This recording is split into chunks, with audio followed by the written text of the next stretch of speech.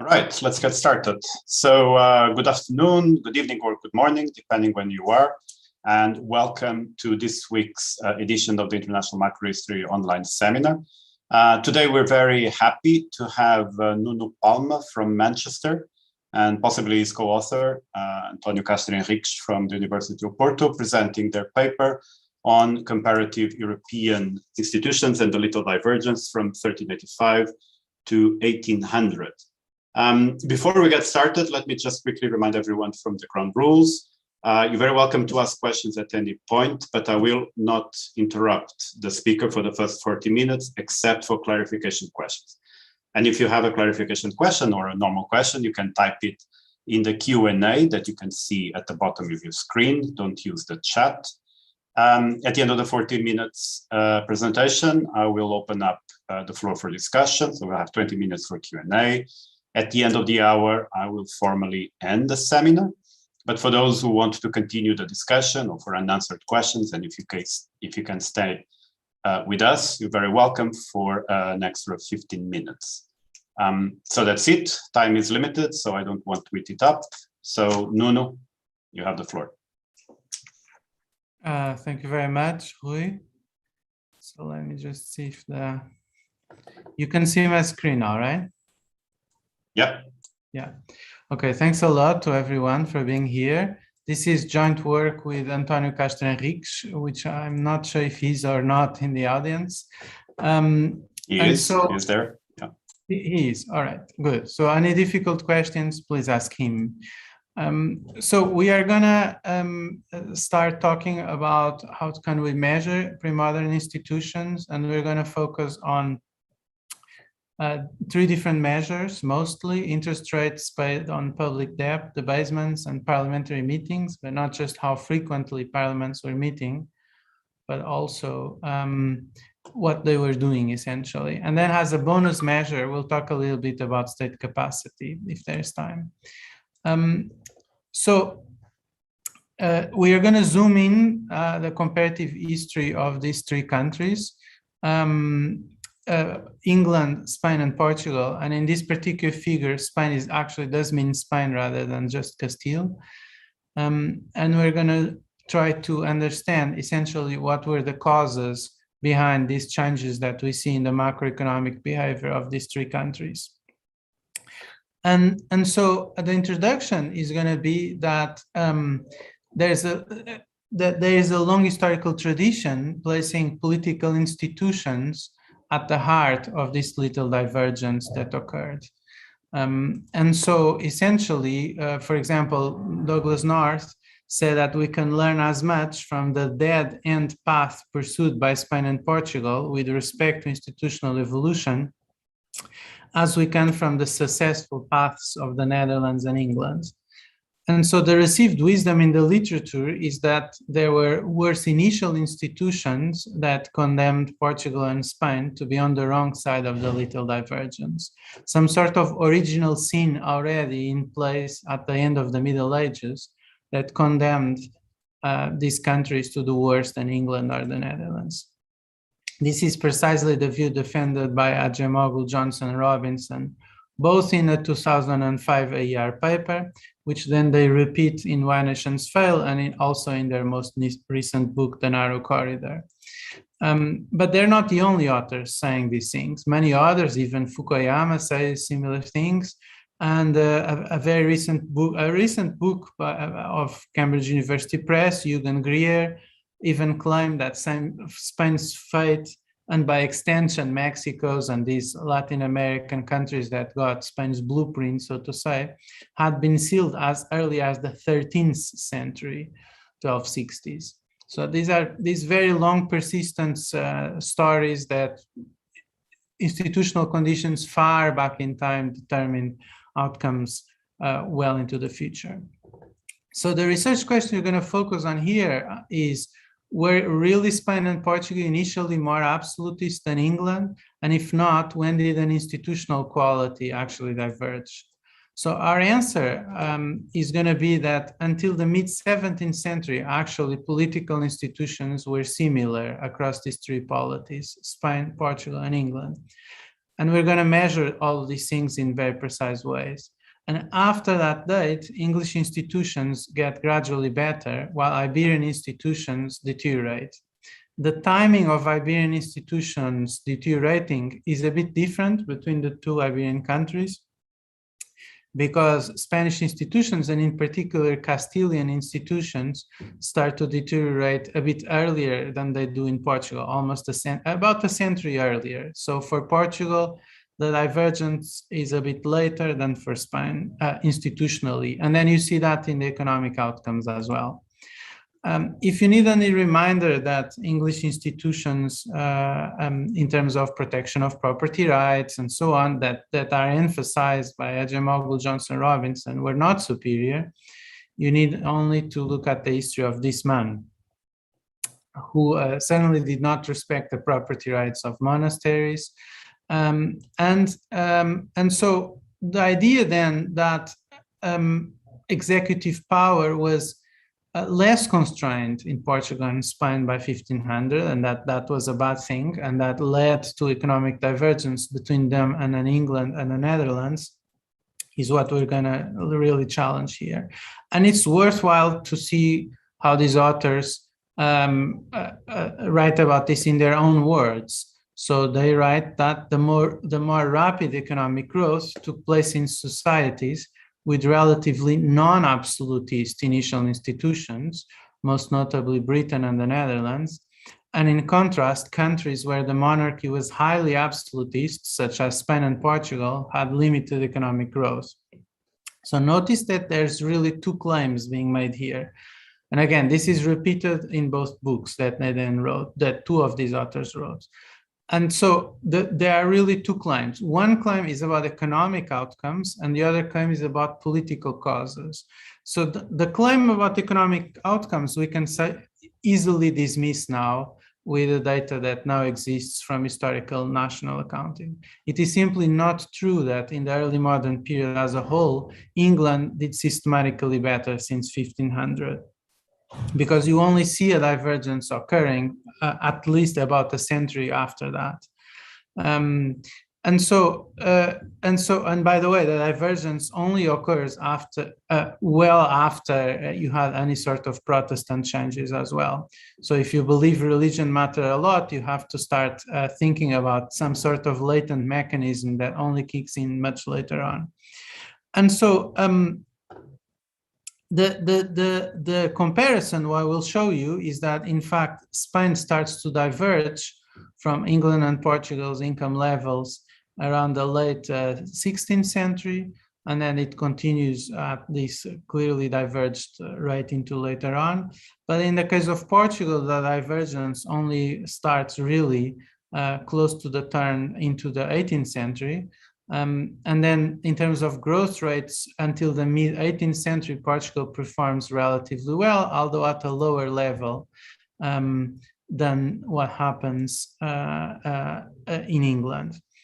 And then later into the 18th century, from the second half of the 18th century, Portugal's income per capita starts to decline in absolute terms, and so that the relative position declines even more. And if this figure continued into the 19th century, in the first half of the 19th century, this divergence would even be more marked, as England would enter the Industrial Revolution in full force, and then Spain and Portugal would continue to stagnate. And in relative terms, they would do so until well into the 20th century. How do we know these things? If you're not an economic historian, maybe you can know that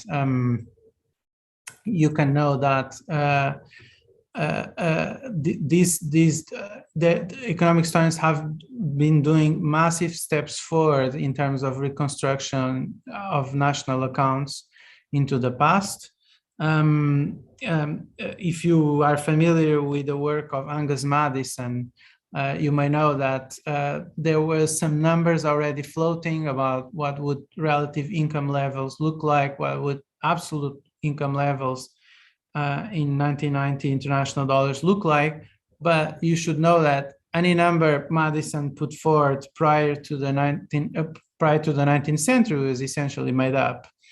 And so in strong contrast with that, what economic students have been doing in the last 2 decades is actually to collect large quantities of prices, wages, land rents from account books of institutions like monasteries, like hospitals, landed estates, and so on. And so by collecting these very large data sets, it has been possible to rebuild GDP per capita on an annual level, and so have growth rates over time that then by indexing on 19th century benchmarks, we can go back in time and have levels as well as growth rates. But there is always more certainty about growth rates than levels, for sure. And so if we look at growth rates, then we can actually see again that it is incorrect what the authors like Acemoglu, Johnson Robinson argue about a country like England or even other countries performing from a very early dates of the early modern period. So for example, for the first 50 years of the 16th century, actually Spain overperformed Holland, and so did Portugal. And England actually had negative growth at that time. And so you have to go for later on periods into the early modern period for England or even Holland to start overperforming in other countries in this sample, such as Spain or Portugal. And so just still focusing only on economic outcomes, we can conclude that recent reconstructions of national accounts are inconsistent with the view about poor initial institutions, that Portuguese growth was intense until relatively late into the early modern period, and then it had entered serious problems in the second half of the 18th century. English and Dutch growth rates take off only after about 1650 or 700. And the notion of initial institutions then around 1500 being superior in these countries actually fails to account for the moment in which we observe the little divergence in fact occurring in the data. Now, what we're not doing in this paper is we're not questioning that at some later period into the early modern period, institutions were worse in countries like Spain and Portugal. We're not saying that this is not a paper against institutions. In fact, this is a paper in favor of the importance of understanding political institutions. So in fact, in the periods when political institutions, as we'll show, do get worse in Castile and in Spain, and they do get better in England, but that story was already better known in the literature. And those periods where institutions do get worse are associated with a worsening economic performance of the Iberian nations. We're just saying that happens later, and especially in relative terms, it happens later. But even in absolute terms, the institutions of both Spain and Portugal do get worse in ways we can measure concretely. And then if you want, I can also talk a bit about the causes of why they got worse. But this paper itself is not as much concerned about explaining the causes of why institutions got worse in Spain and in Portugal as measuring when did they get worse and how much did they get worse over time. So if you want a simple example before I go into details of how institutions were not so bad early on, you have here an example of how MPs, members of parliament, were actually elected in Portugal in the first half of the 16th century. And you have here an example of an election where an MP was elected by 1 vote difference. And so, of course, the franchise was relatively limited. But if one MP can be elected of a 1 vote difference, this is some form of proto-democracy for sure. Okay, so let's focus then on variables that are a bit closer to being outcomes, so we could say, but they are themselves informative about the institutions behind. So the first is real interest rates on public debt. By the way, I see some people have questions here. I will save the questions for the end because maybe in the course of my presentation, some of these questions will be answered. In any case, the paper itself, Mandy has put here a link and the paper is fully available online. So if you want to browse through the paper, you can also, while I'm presenting or later. So let's start by looking at real interest rates paid on public debt. We also look at spreads between public and private for the same maturities. And then we'll look at parliamentary constraints on the executive and the basements. So an overview on our conclusion then is that political divergence did take place across these three polities, but considerably later than 1500. England is first notably special around the mid-17th century. And so we also take a stand on the debate within England of what were the institutional changes that really mattered, or at least started mattering. And our view is that although 1500 is way too early for England to be special in any way, the Glorious Revolution is also too late. And so we start to see very important changes happening from around the time of the Civil War in the mid-17th century. By contrast, Iberian institutions, like I said, deteriorated gradually over the early modern period. And so some practical examples of that are the fact that by the mid-18th century, the parliaments in Spain and Portugal were no longer meeting, and monarchs were claiming to have absolute power. And at the same time, in the 18th century, English institutions were clearly superior. Parliament was permanent, meeting every year and taking all the key decisions, including those having to do with the budget. So interest rates in public debt, though, then this is, if you wanted, you could see this in itself has an intermediate outcome, but it's informative about what is going on behind. If Spanish and Portuguese institutions were worse in terms of, for example, higher probability of the executive defaulting on debt, this should be reflected on higher interest rates paid on public debt as a result of a risk premium, and hence the higher possibility of default.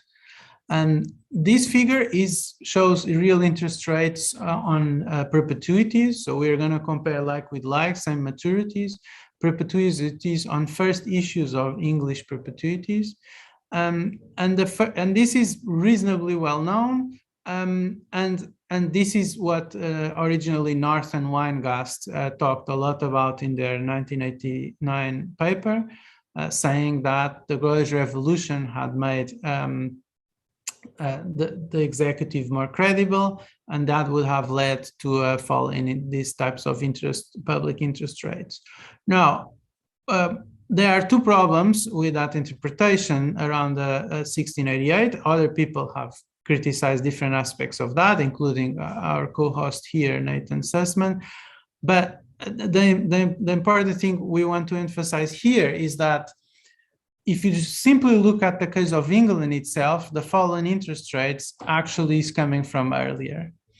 And so that is one aspect that North and Weingast missed. They missed that this fall they are observing around the turn into the early 18th century is coming from a trend that is coming from behind. It's coming at least since the Civil War. But more importantly, they completely missed the comparative evidence. So now I've added here the data for Castile, and you can see that in Castile, they could easily borrow same amounts at lower real interest rates, same maturities. All of these are first issues of perpetuities, and much earlier in history than England could. And notice also that they could do this since already the very beginning of the 16th century, before they had any access to American silver whatsoever. Once we add other cases to the mix, like Portugal and Holland, we can see that, in fact, if anything, England was not in a particularly good position at all until mid-17th century. If anything, it was locked out of the market. It didn't have sufficient credibility to borrow long-term. And when it started doing so at very high interest rates, and then only then it later declined. Well, an additional way to look at these things is to look at risk premia, the difference of the spread between private and public loans with identical maturities. So today we think of the world in terms of, if you're a rich country in the world, your government is more credible than your companies. And so the private sector pays a risk premium over government bonds. Sometimes people talk about US bonds like riskless, which they really aren't, but they're the closest that we have to something riskless. And so now in England, around 16, but in developing countries, even today, sometimes this is the other way around. And historically, that was the same. And the reason is simple, is that if the king defaults, you cannot take the king to court.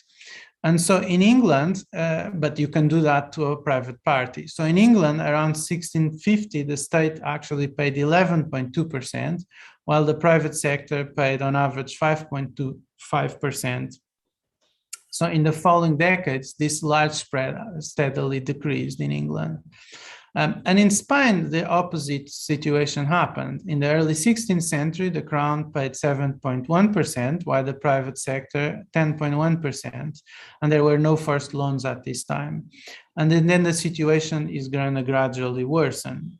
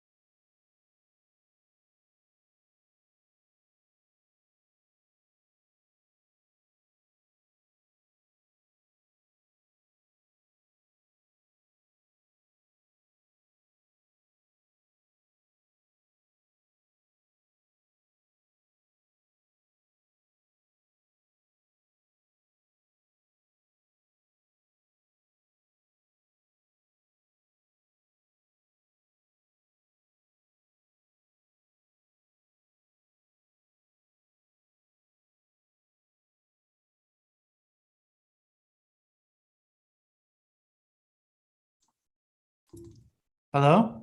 Sorry, this is a reminder that technology is still not a perfect substitute for in-person meeting. You're back, Nuno. Can you start from where you left? Yeah. The Sapienza Wi-Fi sometimes fails. Yeah.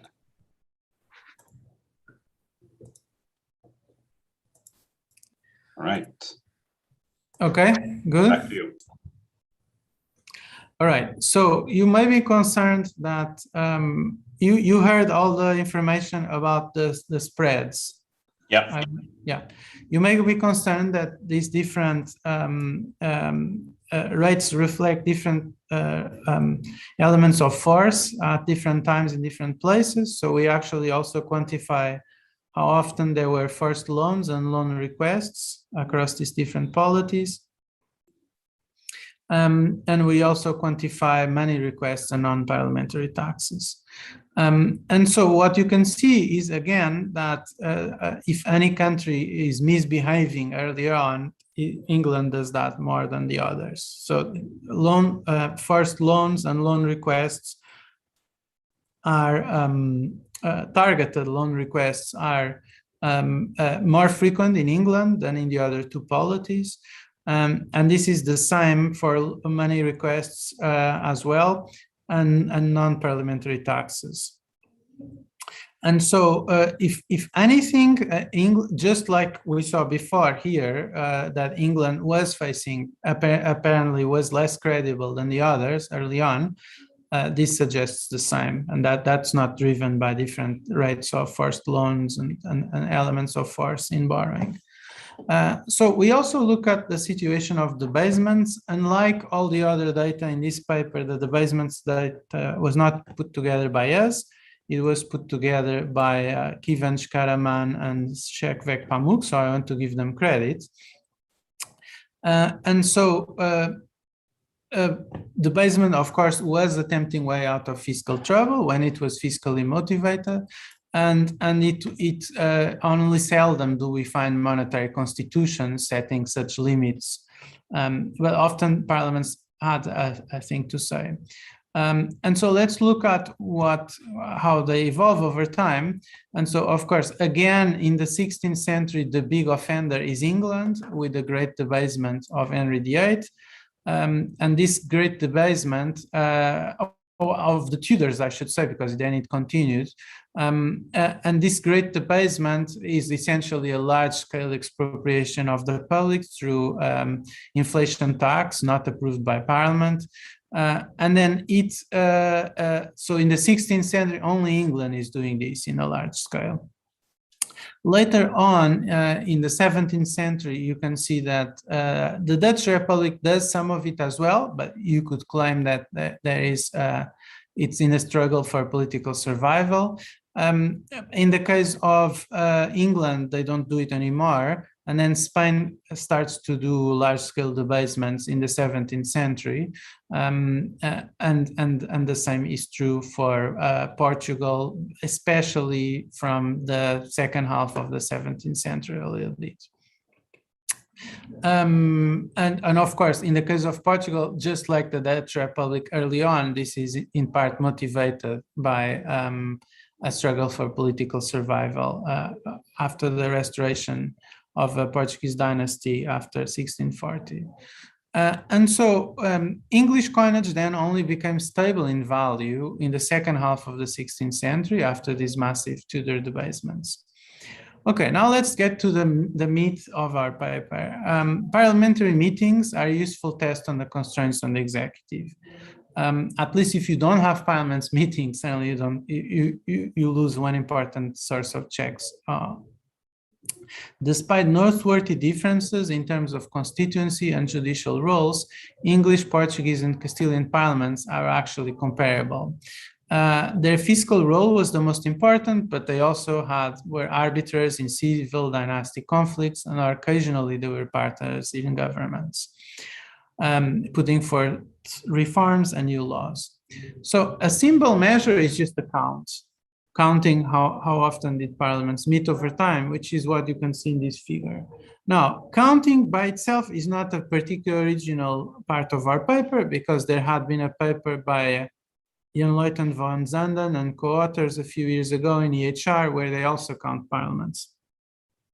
That paper had important limitations, though, both in terms of the data construction, where there are frequent mistakes in the inputted data, for example, where they count parliaments that didn't exist and vice versa, but also they only present the data in 50-year intervals, in 100-year intervals, actually, which is not very helpful in seeing changes over time. And so what you actually see is that early on in the late Middle Ages, these parliaments met about the same. And then when you enter the early modern period, at least until the second half of the 17th century, the Parliament of Castile meets as frequently, if not more frequently, than the Parliament of England. The Parliament of Portugal meets a bit less, but we're going to look next about what they were doing, and what they were doing was quite important when they were meeting. And then the Parliament of Castile actually stops meeting in the second half of the 17th century, just meets very little in the early 18th century due to the dynastic change in Spain to the Bourbons, but it's only doing ceremonial decisions here. It's not taking any decisions with consequences for the executive. Then into the early 18th century, and then during the whole 18th century, the Parliament of Portugal never meets. And this is the time, of course, when the Parliament of England becomes permanent. And so we can look at what they were doing as well. And one thing we look at is the issue of extraordinary taxes, how often they were requested. And so in this, England requests extraordinary taxes more often than the others, generally speaking, and we're going to talk about the reasons in a minute. And so here's, we then classify across these polities all the wars that existed, and we classify them as either offensive or defensive wars.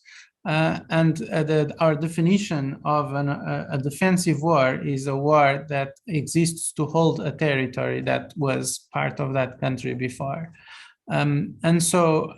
Essentially, you can see that England is the champion of requesting extraordinary taxes, even when there's no war at all.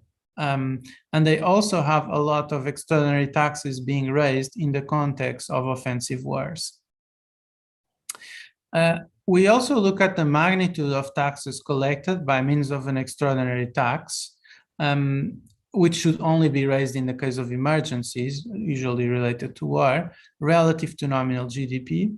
And in England, you can again see that this sort of tax burden related to extraordinary taxes was, generally speaking, higher than in the others, with only one exception of a 50-year period. And also in terms of numbers, it was very high numbers, especially compared with Portugal, and about the same as Castile early on, and then more later on into the 17th century. Then more importantly, perhaps than all the previous measures, is how often did Parliament actually refuse extraordinary tax? If there are constraints on the executive, if a Parliament is powerful to constrain the executive, then you'd expect that sometimes Parliament says no. The king asks for money and the Parliament says no, you don't get the money you want.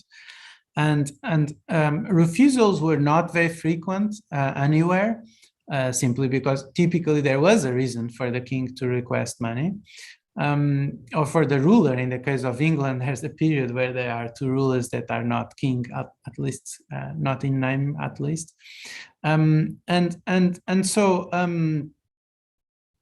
So what you can see is that actually very much contra this view that there were more constraints in England early on, until 1600, absolutely 0% of taxes are refused by the Parliament in England to the king. And we'll show using other measures as well, especially for the Tudor Parliament, that the idea that the Tudor Parliament did any sort of constraints on the executive is incorrect historically. The Tudor Parliament did not give constraints on the executive. The Tudor Parliament passed checks on the executive. The executive asked for money and the Tudor Parliament gave them checks. And that's what the Tudor Parliament did. By contrast, actually, you do find in the same period taxes being refused by the Castilian Cortes, and the same in the Portuguese Cortes, actually with a relatively high percentage, 7.3% until 1600 of taxes are refused to the king. So the king actually got zero. And of course, in line with the rest of the message of our paper, later on, this shifts. England, the Parliament starts refusing taxes to the king after 1600, and this happens not so much in Castile, 0%, and of course, at some point, the Parliaments actually stop meeting, and also in Portugal, 0%. After 1600. So we break this down in terms of the extraordinary taxes that were approved in Parliament, and then those in which a reduction is documented, and then where a reduction is quantified, and then reductions documented over total approved taxes. And this is an important measure.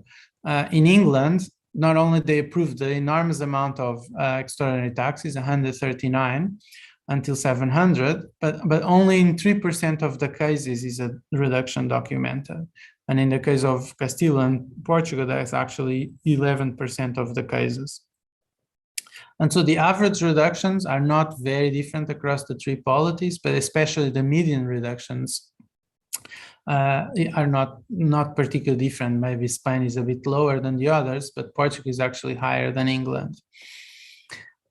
In the paper, I don't have time to go in this presentation through it, but in the paper, if you're interested, we also go through some more qualitative aspects of how MPs were elected, how representative were population into parliaments, so such as average population per MP. And here, England is pretty elitist, certainly more than Portugal, although less than Spain. Than Castile, I should say, in this particular case. And then appointments of MPs by the Crown. Here too, the Crown in England had more power to appoint directly MPs than it did in Castile or Portugal. And parachute MPs, very frequent in England, not so much in Castile and Portugal. That is, MPs representing regions where they were not from. We look furthermore at the number of laws that are enacted in Parliament over time. And this is the trend. And you can see yet again, this divergence in institutions very clearly here. We have only done this for England and Castile. This is very labor intensive work doing this. We haven't done it for Portugal. But for England and Castile, you can see that there's a lot of laws being enacted in Parliament early on in Castile until the early 16th, 17th century, and a lot more than in England, in fact. And that's going to stop later on. The English data here is not ours, by the way. It's from other authors listed in detail in the paper. The Castilian work is done by us.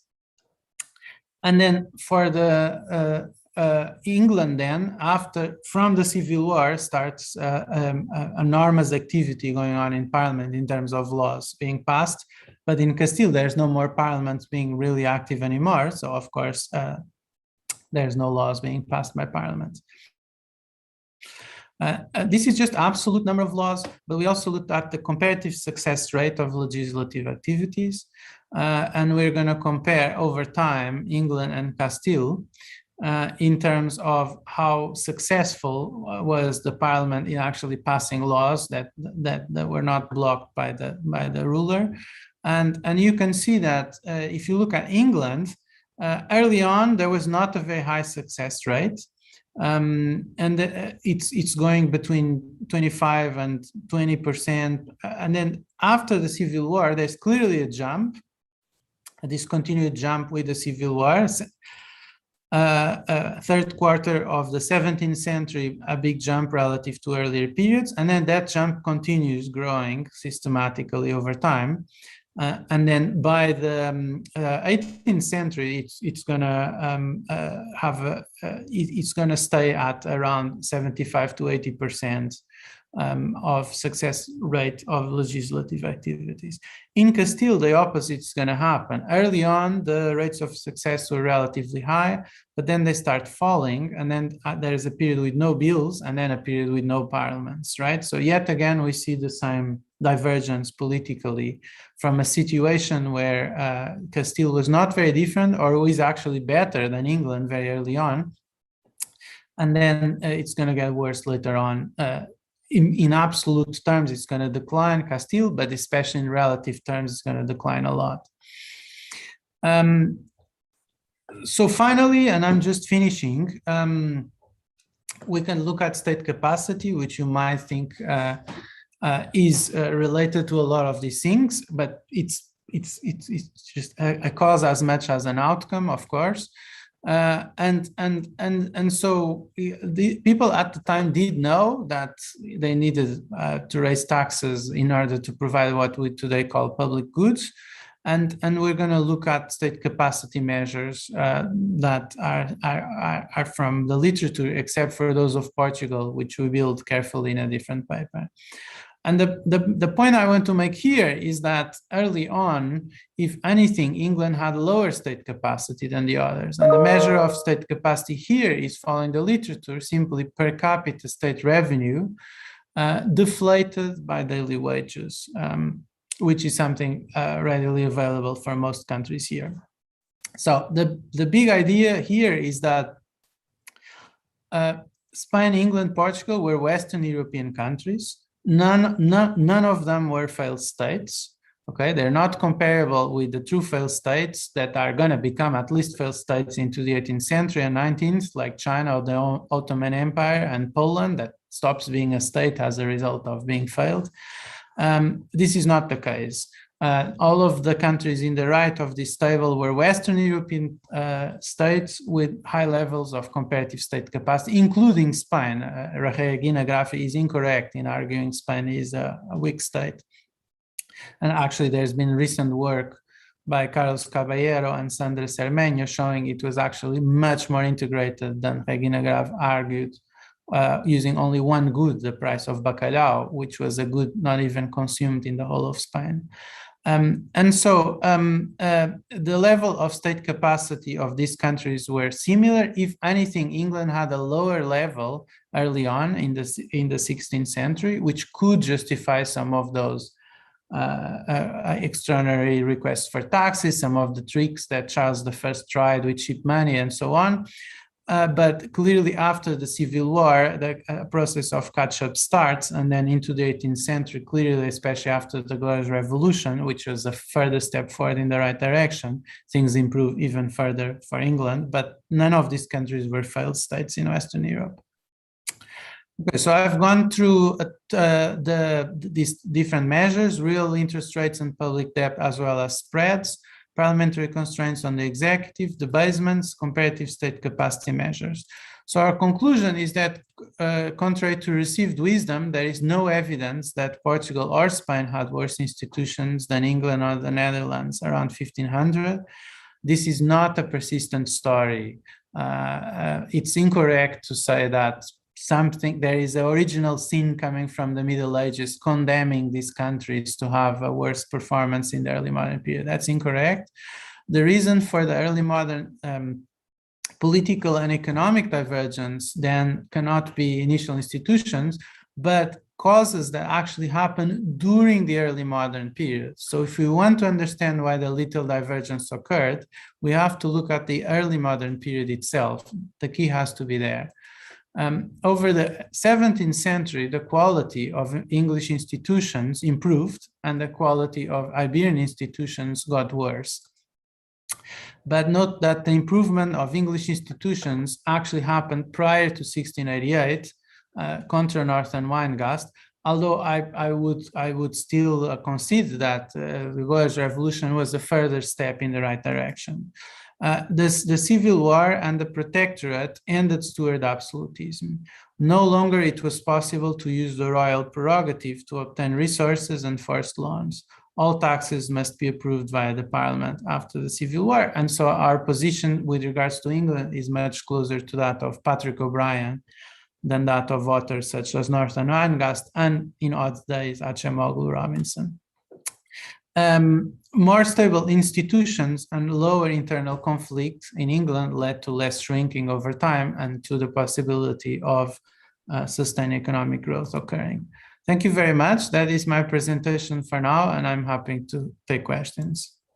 Thank you very much, Nuno, for keeping to time, and especially for squeezing so much into 40 minutes. So we had more than 4 centuries of fiscal and political history in Europe.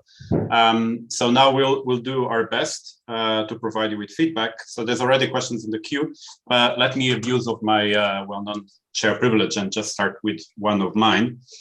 And this goes to your first part, right? The part on interest rates and spreads. You know, and I know you know because you cite the paper that, you can very easily state in a simple model that if the default risk is endogenous to the interest rate, then the market should react by rationing credit, not by price rationing, right? And this this would be an observational equivalent story to explain why the Glorious Revolution was important, because more than a discrete fall in interest rates, what happened was a very discrete increase in the ability to borrow, right? Now, you're piling up a lot, or the first part of your paper, you're trying to interpret a lot from the fact that interest rates were lower elsewhere earlier than in the case of England. So how would you then connect that with the fact that markets don't necessarily price ration? That would be my first question. Yeah, thanks. So, but they did in England. They cannot borrow at all prior to the Civil War. They're locked out of the market for long maturities. They cannot borrow at all. There is not a single long maturity loan for England prior to the Civil War. In fact, Gresham, essentially finance minister of Elizabeth, is trying to get some from the Italians, and they wouldn't lend at any interest rate. And so what we see is that England, until the mid-17th century, cannot borrow at all in long maturities. And then suddenly it can borrow, but at very high maturities. So it's some cross the threshold somehow into already being able to borrow, but only in very high maturities. And Castile does the opposite. Castile initially couldn't. Maybe it's helpful if I show the graph, that graph again. So I'm not talking in abstract here. Can I maybe share?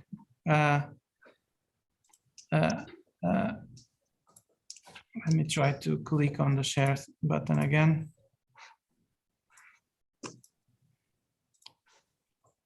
You see the figure? Yeah. So yeah, so England until civil war cannot borrow at all. It's locked out of the market, and then Castile could borrow in the 16th century easily and at low rates, but then it becomes locked off the market as well into the 18th century.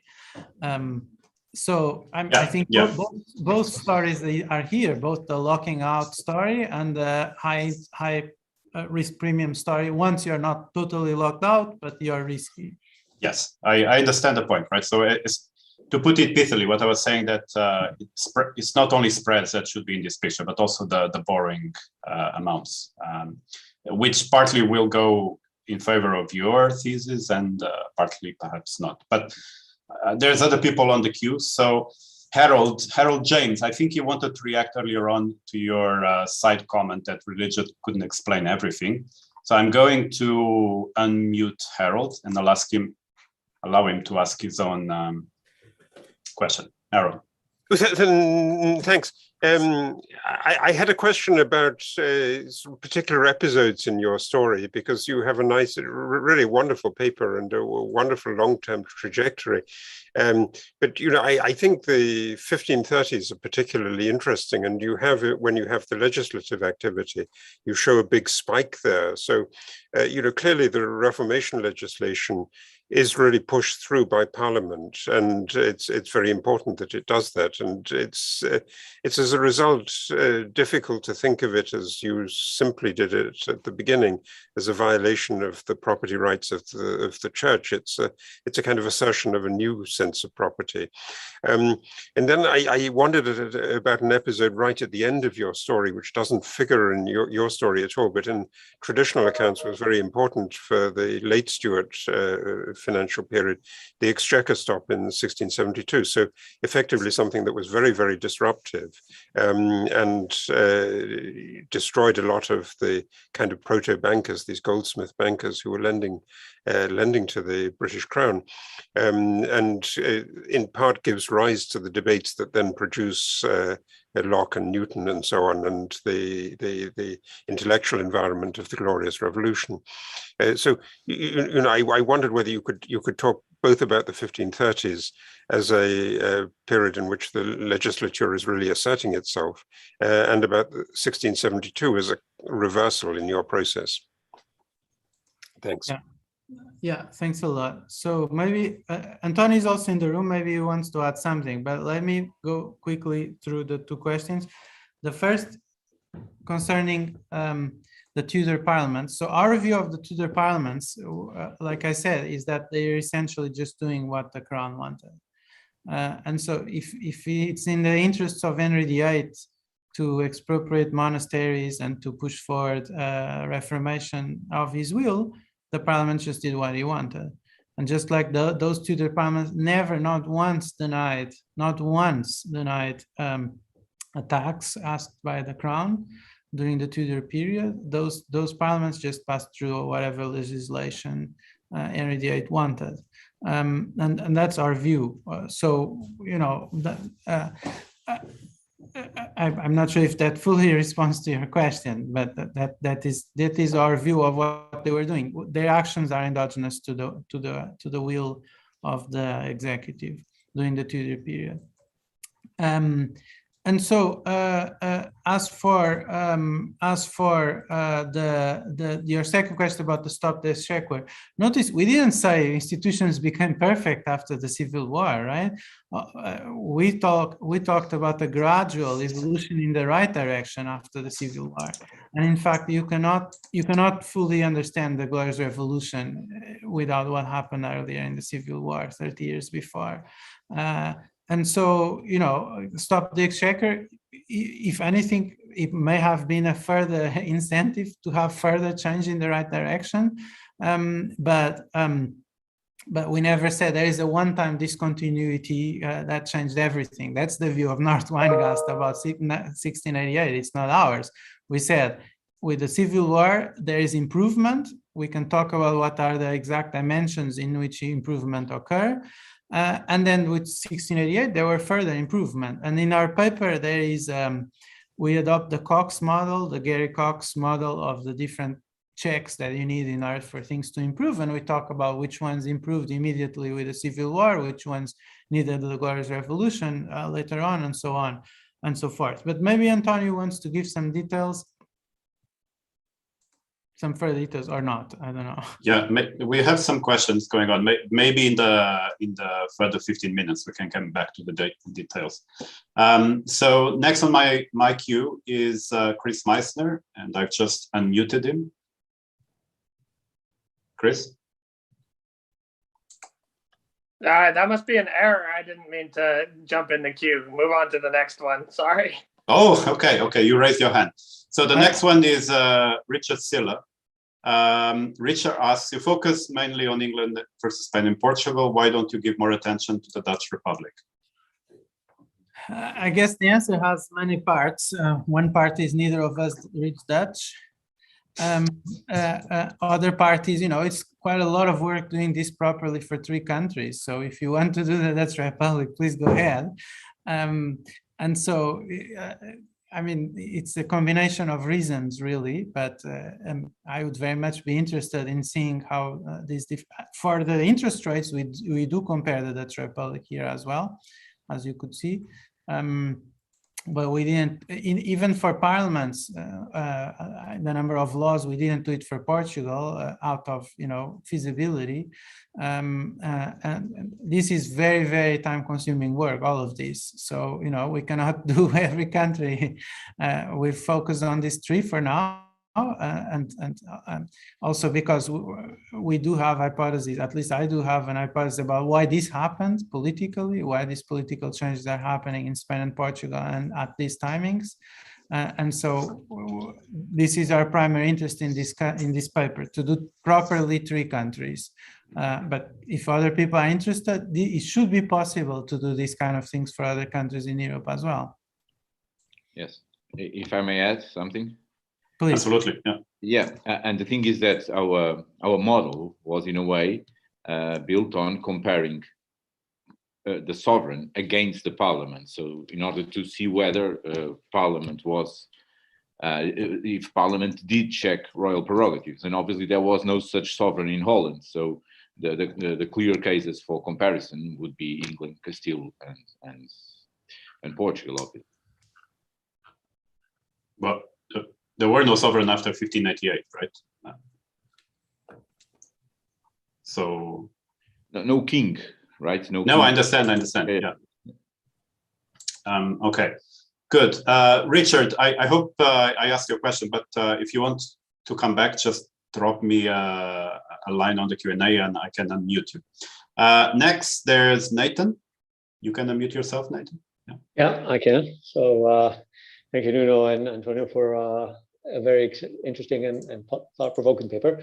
So first of all, I'm glad that your research corroborates intuitions that Ishayaf and I had when we wrote the paper many years ago, trying to a little bit play down the role of the Glorious Revolution and all the things that happened around there. And you show, but ultimately, there are 2 things. Ultimately, what explains this divergence? So ultimately, it's the Industrial Revolution, basically, that opens up this gap between England and throughout the 18th century and later 19th century, definitely between England, Spain, and Portugal. If you're looking at some other European countries, they industrialized earlier, that would be a different story. But you're comparing an industrializer, the first industrializers, with two countries that one of the later industrializers in Europe. And the question is there something in historical trajectory that would predict that industrialization, in essence, of why England industrialized and those two didn't? Because that's the main driving force of this divergence, the long-term divergence, not the little one in around 1650. And the other comment, which relates to other work that I've done recently, both with Damaris and Stevenson on the rebuilding of London and so forth, is some sort of a financial revolution that occurs in England in the private sector, not in the government borrowing, that occurs after the Restoration. So could you comment on these two things? Thanks a lot. Can you see my screen again? It's being shared? Yeah. Yeah. So let's talk about this in turn. Industrial Revolution. The Industrial Revolution, in my view, at least for now, I'll talk in my name, and then if Antonio wants, he speaks in his name next, is endogenous to these political changes. So if the institutional evolution in Portugal and in Spain had been different, you might have had industrial revolutions there. Spain had a very rich textile industry in the late Middle Ages. It had access to overseas empire then. So the fact that industrial revolution is going to occur in England is going to drive the magnitudes of the difference even bigger. But if you actually look carefully at the GDP series for England, you'll see that there's a trend upwards, clearly coming from the Civil War prior to at least what is classically considered the classical period of industrial revolution, at least 1 century earlier. If you look at older books that talk about the industrial revolution happening from the 1760s, more or less, mid-18th century, and you actually are seeing persistent upward growth since 1 century earlier than the classical industrial revolution happening in England. And that's when you really see not only England stopping as having incomes that are stagnant in some sort of Malthusian way, which happens until 1650, you see this trend upwards happening earlier than the Industrial Revolution. So in my view, at least these political changes that are happening are going to drive up these incomes, and they're going to set the grounds politically as well for the Industrial Revolution. And we know from the work of Dan Bogart, Gary Richardson, and so on, that what parliaments were doing was very much related to the Industrial Revolution. And so the fact that you had a positive institutional evolution in England helped. Now, in Spain and Portugal, the opposite happened, as you can see in the outcomes here. But as I explained in our paper, Antonio and I explained institutions that, if anything, getting worse over time. And then parliaments actually stopped meeting altogether in the 18th century, just when they were most active in England. And what you can see here is that Spain diverges earlier than Portugal. And so my view, and again, here I'm talking in my name rather than both co-authors, I have argued repeatedly in other work, which you can find in my webpage easily, that both Spain and Portugal were victims of a resource curse, not unlike the countries like Venezuela today in the world, countries that having access to natural resources very well valued. In the case of Venezuela today is oil, that has not helped either their economy through Dutch disease or their politics through political resource curse. The fact that the king does not have to negotiate to get additional resources, does not need to call parliament anymore. And that explanation of a resource curse is backed by this timing that you can observe in this figure. The fact that in England, in Spain, the divergence starts early, starts still in the 16th century, because Spain got access to enormous quantities of silver in the Americas, both in Mexico and in Peru, now Bolivia, already in the 16th century, where Portugal only gets such similar precious metals in the 18th century in Brazil. And that would also explain the different timing of divergence. I have several papers about that, which you can have a look if you want. Okay, so that was perfect timing because we just come to 6 p.m. So let me put a stop to the formal part of the seminar, thanking, first of all, the authors, Nuno and Antonio, for, again, fantastic presentation, especially for the paper, which if you haven't seen before, I'm sure you're now downloading and we read with interest. So thanks very much for your presentation and for being with us. The next thing I want to say is that next week we continue with the program. And this time we'll have a paper on technology. So we were just talking about Industrial Revolution. So we'll have a paper about the adoption of technology in France and its relation to productivity growth. This is joint authored by Eureka Uwas from Columbia, Mare Squicciarini from Bocconi, and Nito Voigt-Klender from UCLA. So until then, keep well and safe, and I look forward to see you next week. For those who want to continue the discussion, so the authors generously agreed to remain for further 15 minutes. So, you know, just keep the questions coming. I have a couple of mine again. So, and these are about taxes, right? So you focus correctly on extraordinary taxes, which were usually, if I understand, war taxes, right? So a king decides to pick a fight with someone and they need a new taxation to fund it.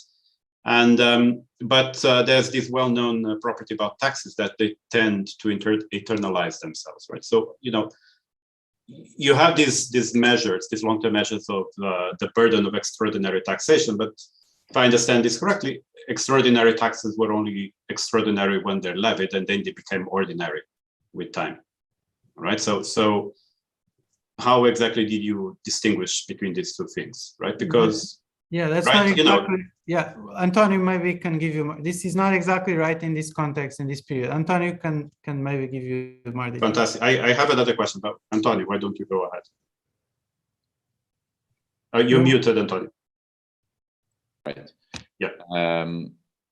Well, actually, these are one-off taxes, say. So these are like set-piece taxes. A Portuguese pedido, a Spanish servicio, or an English 15 and 10th are designed as limited in time. So what we are indeed comparing, we are not comparing taxes that became at some point permanent.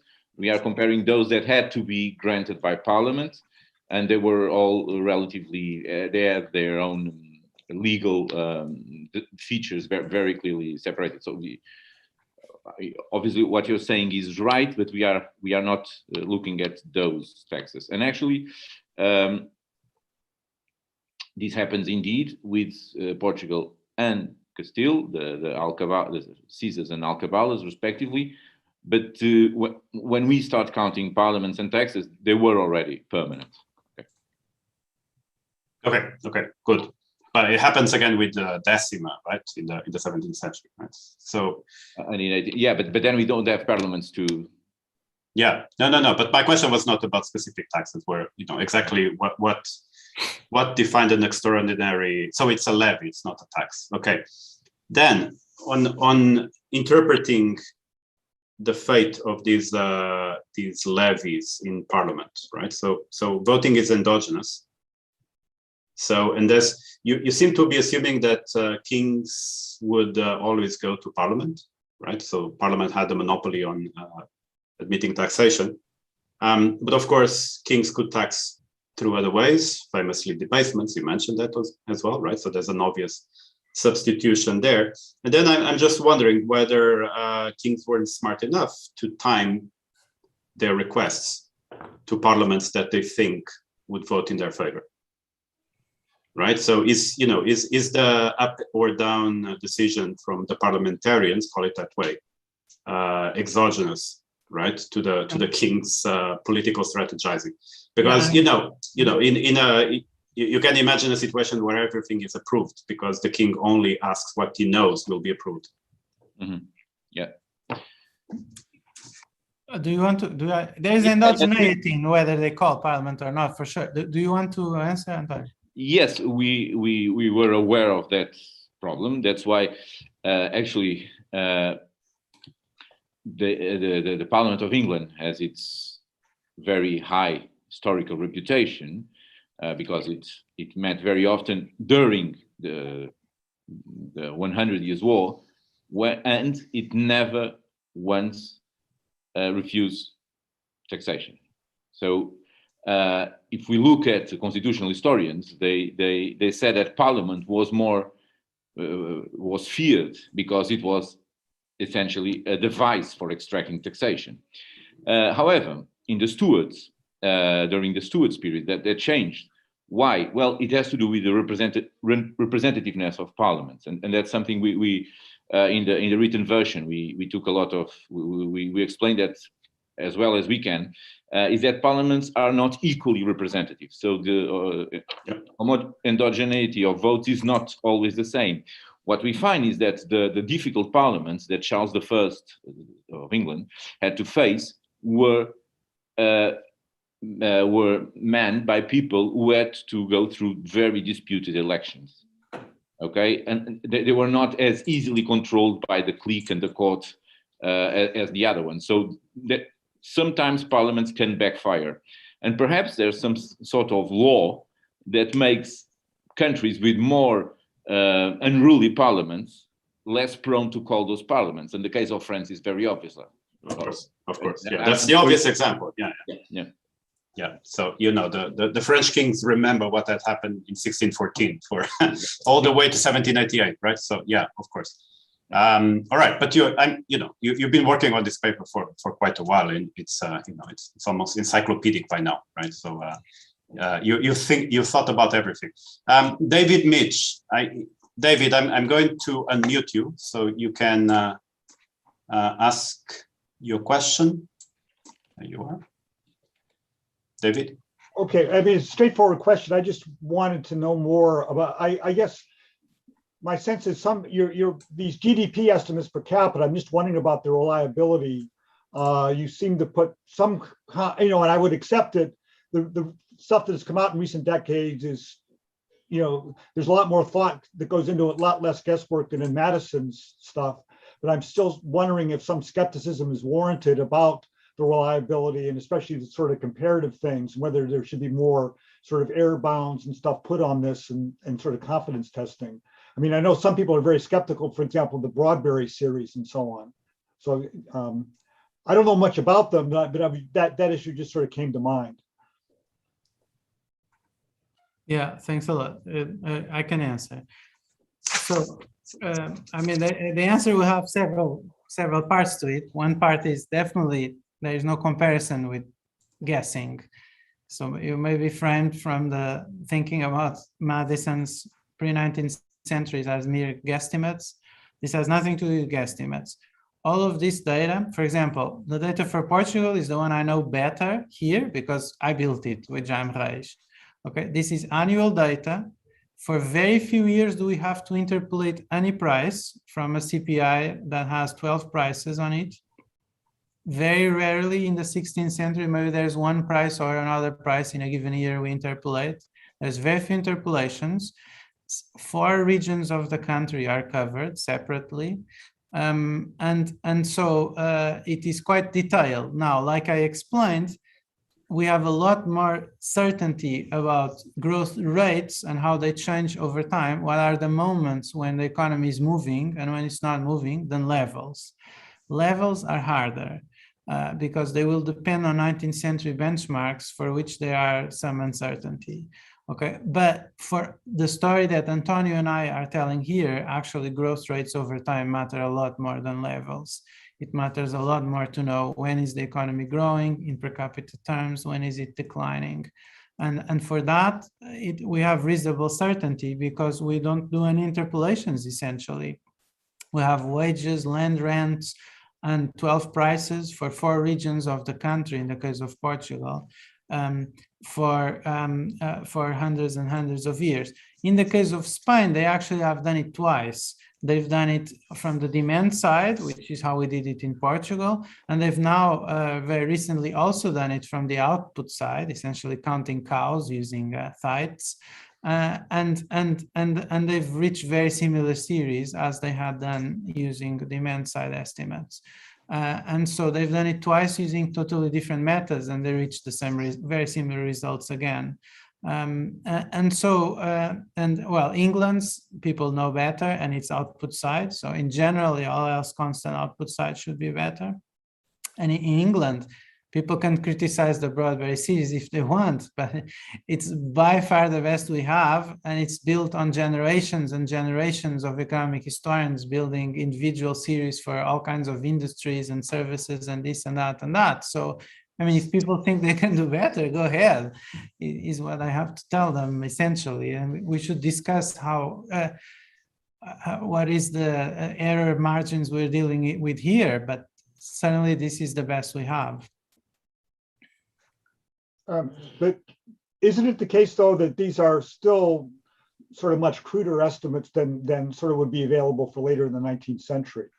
And maybe possibly even with the sort of more industrial revolution era estimates. The key question for our argument would be, can you plausibly think of England systematically growing in the 16th century? Here, for instance, we are saying England was stagnated in the 16th century. There is no per capita real growth in the 16th century England. What are the kind of changes to the Broadberry series that you need in order to generate systematic per capita growth of only reasonably magnitude for 16th century England? And my claim is, you need to have underlying series that are very, very different from the ones they have. And any small change in their series is not going to start generating a systematic. I mean, that kind of reasoning sounds a lot more credible to me. Sort of the controlled, going way back to Paul David's controlled conjectures and so on. So I haven't looked at your paper; I just downloaded it. But if that kind of stuff, it sounds, so I would have more confidence in that if you're doing that kind of thing. Notice that we have complementary information such as data on structural change, completely different sources like Broadberry and Wallace that have a structural change only happening in England from the mid-17th century, from data and apprenticeships and all kinds of jobs people are doing. Same with Jacob Weisdorf, John Humphreys and Weisdorf building real wages from completely different sources. Annual wages and real wages also growing systematically from the mid-17th century. You have work by David Delacroix and Omer Lincardo on how long did people live, longevity, also growing systematically from the mid-17th century. So you have all these kinds of alternative information from very different kinds of sources, all is showing the same. England is improving systematically in per capita terms from the mid-17th century, not earlier. Okay, thank you. Thanks, David. I don't think there's much else on the queue. Let me just let me go back to taxes and voting and parliaments. Just one final idea. So I'm sure you know that different parliaments work differently. So the rules were different, right? The standing orders, call it that way, right? In some, and the division of the legislative power, right? So parliaments were supposed to be the monopolists of legislative power, but the question is who initiated legislation, right? So you had that long picture, that long data series with the Castilian and English legislation, but the question is who was initiating it. And that surely mattered because, if you start, if you're the king and you have the power to propose the law to parliament, you probably should expect that you need to trade it, right? You need to do some horse trading to get it approved. And this reminds me of, David Stasevich, one of his books where he essentially explained the political transition, call it that way, in England, as a situation where kings or sovereigns or governments manage to create a majority by superimposing different political platforms. So typically, I vote for your war if you vote for my Catholic emancipation. These kind of things. Caution bargaining. Exactly, right. But again, you need to have several political platforms so that you can actually trade on something. Okay. So again, what do we know about this long history of these different parliaments on this slide? Antonio, go ahead. I may start. I may start with. They don't work the same. You're totally right. So the mechanics of law enactment were quite different, because both in Portugal and Castile, the law proposal, the bill, call it, was negotiated among all the representatives. and only then it was put forward, and it was either approved or not by the monarch.